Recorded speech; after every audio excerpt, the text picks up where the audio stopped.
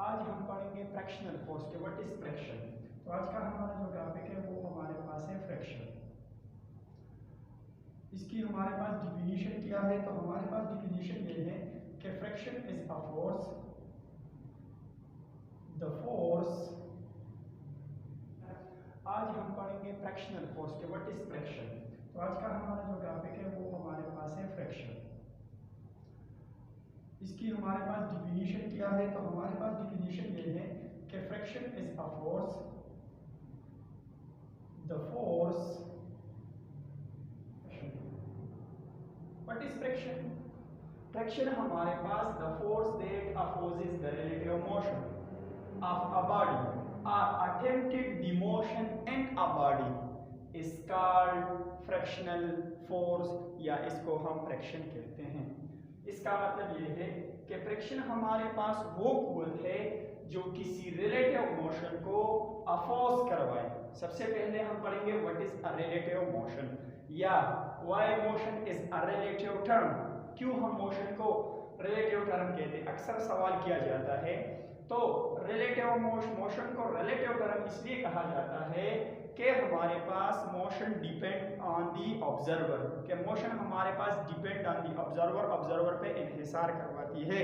मिसाल के तौर पे अगर मैं यहाँ पे मोशन में हूँ, मैं हरकत कर रहा हूँ और आप यहाँ पे बैठे हुए हैं अपनी चेयर्स पे, तो अगर ऑब्जर्वर में हूँ तो मेरे मुताबिक आपकी पोजीशन चेंज और आपके दरमियान में कभी डिस्टेंस इंक्रीज हो रही है, कभी डिक्रीज हो रही है। इसका मतलब ये है कि हमारे पास अगर ऑब्जर्वर में हूं तो मोशन में आप लोग हैं, according to me you are in the motion, क्योंकि आपकी पोजीशन चेंज हो रही है। लेकिन अगर आप ऑब्जर्वर हैं, अगर ऑब्जर्वर आप लोग हैं, तो आपके मुताबिक मेरा पोजीशन चेंज हो रहा है, तो आपके मुताबिक मैं मोशन में हूं।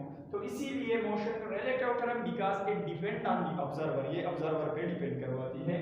तो अपोजिस द रिलेटिव मोशन, जब हमारे पास एक बॉडी मोशन करवा रही है, उसकी जो फोर्स मुखालिफत करवा रहा है कि हम इस बॉडी को रेस्ट में लाए या रेस्ट में लाने की कोशिश करवाए, रेस्ट में लाए या रेस्ट में लाने की कोशिश करवाए, तो इस किस्म के फोर्स को हम क्या कहते हैं, फ्रैक्शनल फोर्स कहते हैं।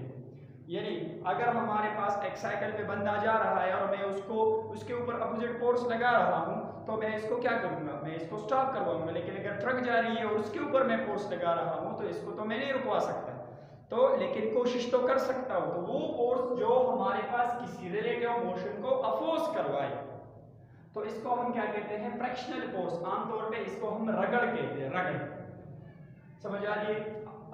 Are attempted the motion. अब फ्रैक्शनल फोर्स का सिर्फ ये काम नहीं है कि ये मोशन की अपोजिशन करवा रही है, यानी किसी मोशन को रेस्ट में लाने की कोशिश करवा रहा है।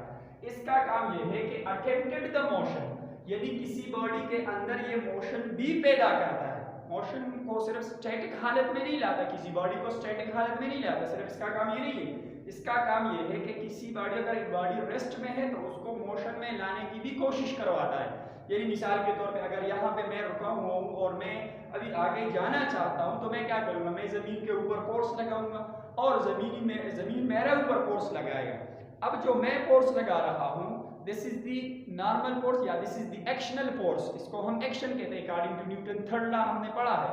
और जो ज़मीन मेरे ऊपर फोर्स लगा रहा है, this is the reactional force, ये हमारे पास रिएक्शनल फोर्स है, समझ आ रही है। अब ये हमारे पास this is called frictional force, ये हमारे पास इसी केस में ये हमारे पास फ्रैक्शनल, अगर यहाँ पे ना हो इस किस्म के फोर्स को हम क्या कहते हैं, फ्रैक्शन फोर्स कहते हैं। Representation, it is represented by representation,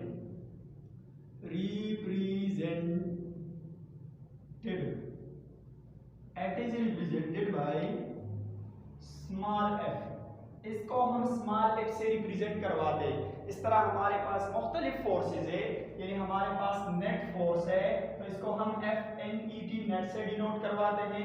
इस तरह हमारे पास ग्रेविटेशनल फोर्स है, इसको हम F और स्मॉल g लिखते हैं। सेंट्रीफ्यूगल फोर्स है तो FC लिखते हैं। इस तरह हमारे पास टेंशनल फोर्स है, तो हम परसों हमने पढ़ा था T से रिप्रेजेंट करते हैं। तो हमारे पास फ्रैक्शनल फोर्स को स्मॉल f से हम रिप्रेजेंट करवाते हैं। क्वांटिटी क्या है, तो क्वांटिटी हमारे पास, क्वांटिटी इसकी जो डायरेक्शन होगी वो हमारे पास किसी भी मूविंग ऑब्जेक्ट की अपोजिट होगी। समझ आ रही है? अगर मैं एक बॉल को, एक गेंद को लात मार दूं तो आफ्टर कवरिंग सम डिस्टेंस ये हमारे पास क्या हो जाती है, बॉल खुद ब खुद रुक जाती है। अब ये क्यों रुक जाती है? क्योंकि इसे जमीन इसके अपोजिट फोर्स लगा रहा है, and that opposite force is called frictional force. और उस अपोजिट फोर्स को हम क्या कहते हैं? अब फ्रैक्शनल फोर्स। यदि अगर बॉल नॉर्थ की तरफ जा रही है तो फ्रैक्शनल फोर्स के जो इसके ऊपर डायरेक्शन है, direction of the frictional force is towards south. इसकी डायरेक्शन हमारे पास क्या होगी? साउथ होगी।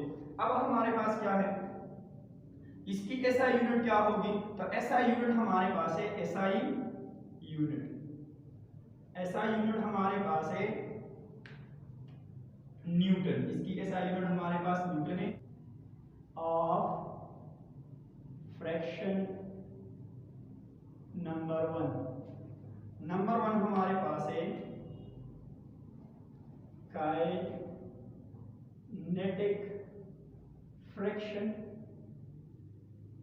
Number 1 is kinetic fraction F के, और इसकी यूनिट भी हमारे पास न्यूटन होगी, क्योंकि ये भी हमारे पास द रोड, जब कार हमारे पास रोड के ऊपर जा रही है, मोशन करवा रही है, तो ये रोड जो कार के ऊपर फोर्स लगा रहा है, अपोजिट फोर्स लगा रहा है, this force is called kinetic fraction.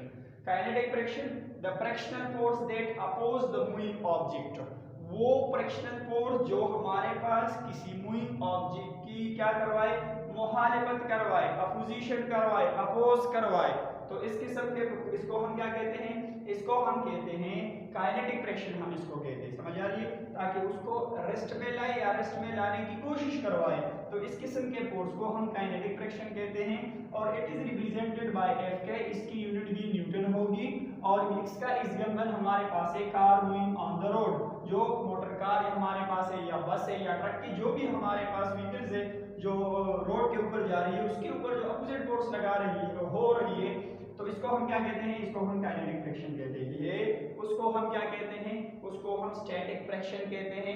यानी अगर एक हमारे पास क्या है, बुक है, और वो टेबल के ऊपर हमने रखा हुआ है, और उस बुक के ऊपर जो अपोजिट फोर्स लग रही है, यानी अगर आप उसको मोशन में लाना चाहते हैं लेकिन उसके अपोजिट फोर्स की वजह से वो मोशन में नहीं आ रहा है, तो this opposite force is called static fraction, represented by क्या कहते हैं?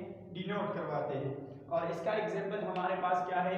बुक लाइन ऑन टेबल, यानी जब हमारे पास एक किताब टेबल के ऊपर पड़ा हुआ है, तो इसको हम क्या कहते हैं? This is the example of static fraction. इसके बाद कल हम इंशाल्लाह पढ़ेंगे